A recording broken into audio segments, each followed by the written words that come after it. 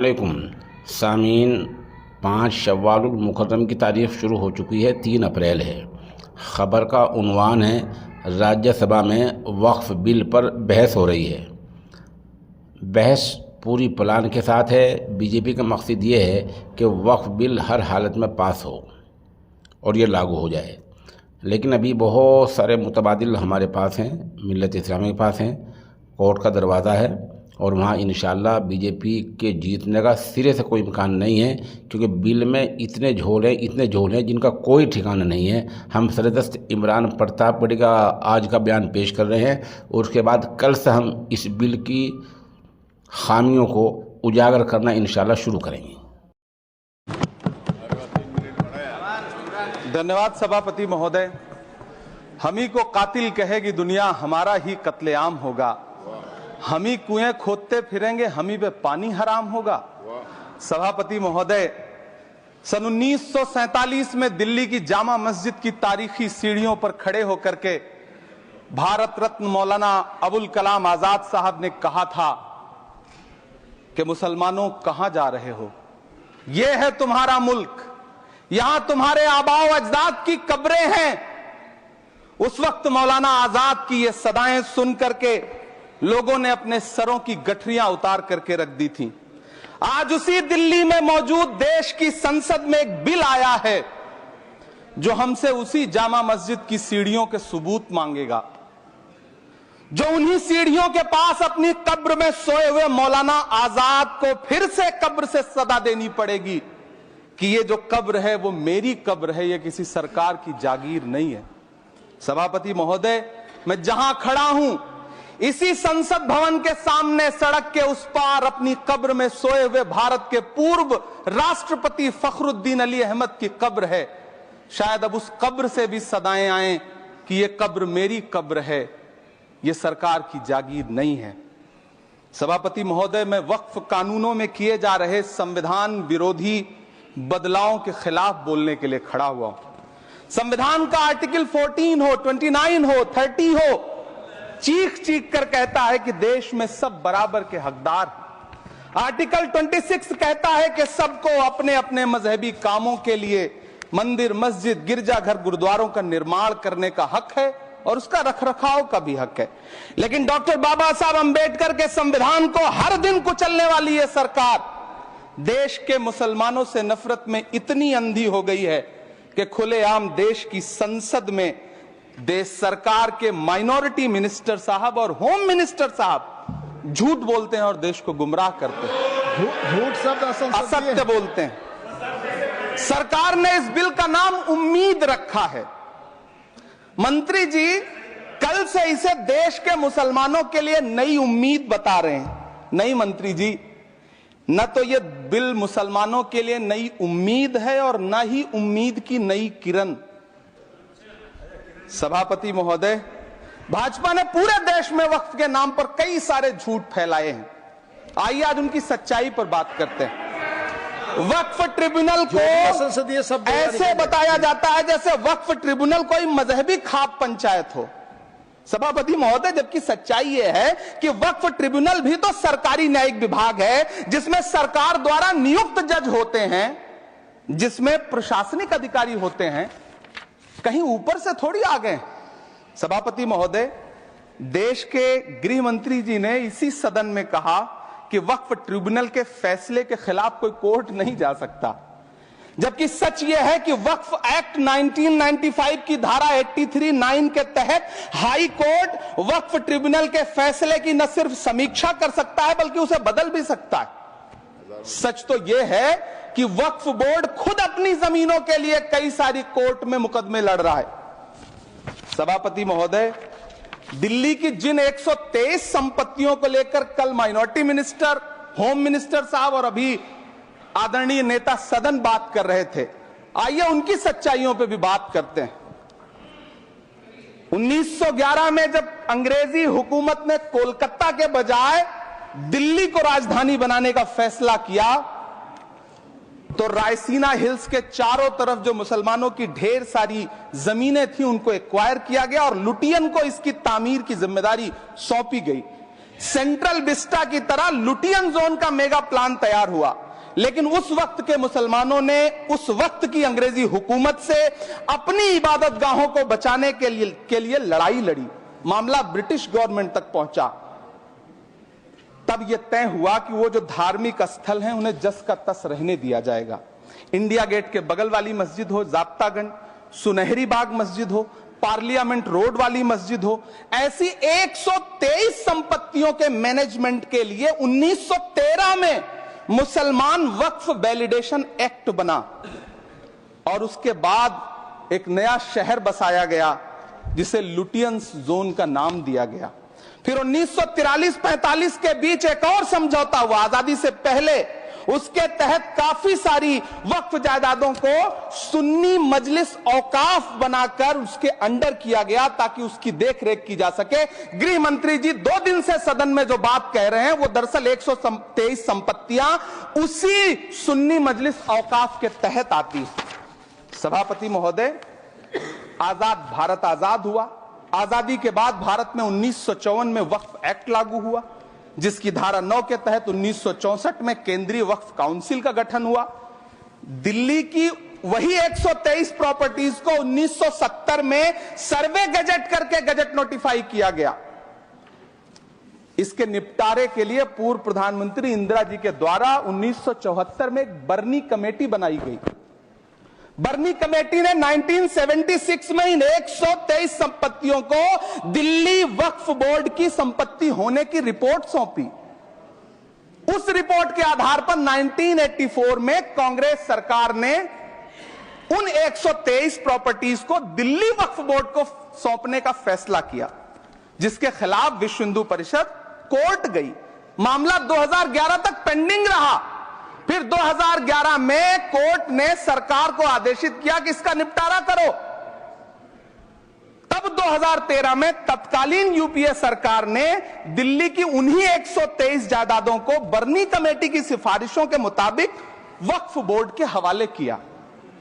यही वो प्रॉपर्टीज हैं जिनके नाम से गृहमंत्री जी कल से कांग्रेस को कोस रहे हैं। फिर आई 2014 में भाजपा की सरकार, जो तब से इन जमीनों को हड़पने की साजिश कर रही है।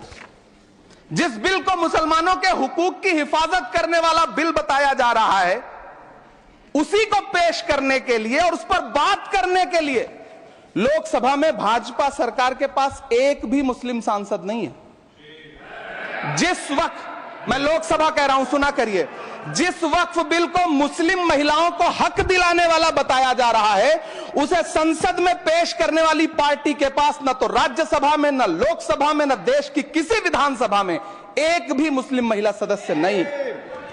कल किरण रिजिजू जी कह रहे थे कि रेलवे की जमीनें देश की जमीनें हैं, डिफेंस की जमीनें देश की जमीनें हैं। हां मंत्री जी, हैं, बिल्कुल हैं।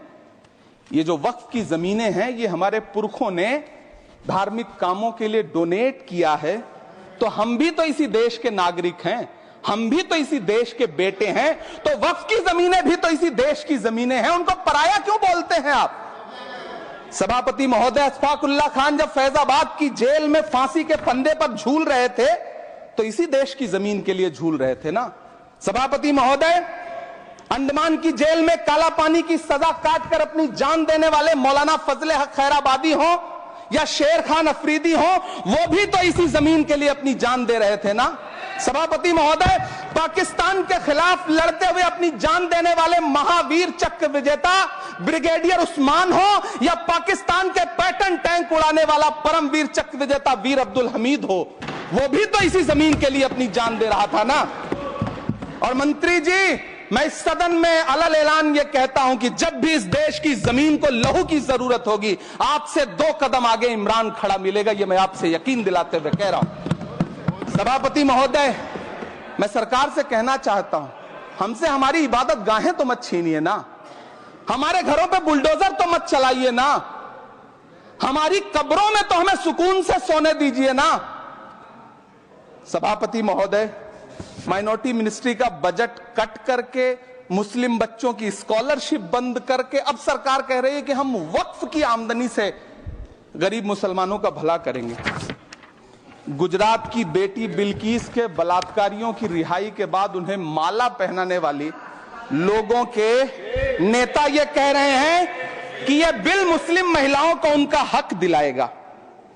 धन्यवाद मोदी जी, क्या बढ़िया सौगातें मोदी दे रहे हैं आप। पहले हमें गुजराते मोदी दिया, आप सौगाते मोदी दे रहे हैं। लेकिन यह सरकार इतना याद रखे कि इसी ठसक के साथ देश की संसद में सीए का कानून भी लाया गया था और कहा गया था बड़े बड़े भाषण देकर के कि पड़ोसी देशों से हिंदू भाइयों को ला करके यहां नागरिकता दी जाएगी। लेकिन मैं आपके संज्ञान में लाता हूं सर कि पिछले इतने दिनों में इनसे नागरिकता लेने के लिए 2000 व्यक्ति भी नहीं आए, जबकि इसके उलट इन्हीं की सरकार में पिछले 10 साल में 15 लाख से ज्यादा भारतीयों ने भारत की नागरिकता छोड़ करके दूसरे देश में जाकर के बस गए। यह हुआ उस कानून का अंजाम।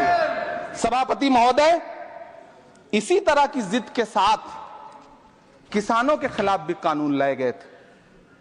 जिस तरह आज वक्फ के फायदे गिनाए जा रहे हैं, उसी तरह से किसानों को भी कृषि कानूनों के फायदे गिनाए गए थे।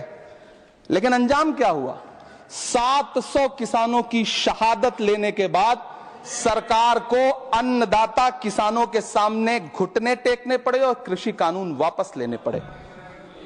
जिल्ले इलाही, जमहूरियत जो है वो नफरत और ठसक से नहीं चलती है, अकड़ से नहीं चलती है, उसमें सबकी हिस्सेदारी जरूरी है।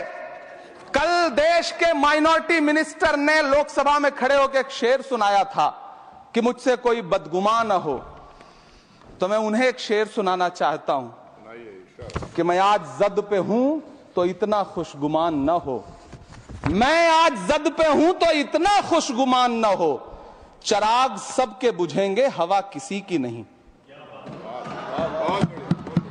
नीतीश कुमार जी हो, चंद्रबाबू नायडू जी हो, चिराग पासवान जी हो, जयंत चौधरी जी हो, देवे गौड़ा जी हो, जीतन राम मांझी जी हो, सबको समझना पड़ेगा कि जब जंगल में आग लगती है तो न वो बरगद बचते हैं जो हवा को आंधी में तब्दील करते हैं, न वो बांस बचते हैं जो आपसी रगड़ से चिंगारी पैदा करते हैं।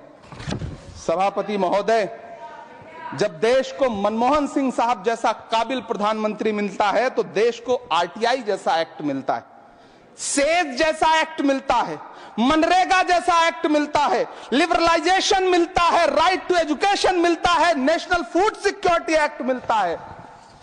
लेकिन जब देश को सौगातें मोदी मिलती है तो क्या मिलता है? सीए मिलता है, फॉर्म्स लॉ मिलता है, आर्टिकल 370 मिलता है, इलेक्टोरल बॉन्ड जैसा एक्ट मिलता है और वक्फ अमेंडमेंट एक्ट जैसे बिल देश को मिलते हैं।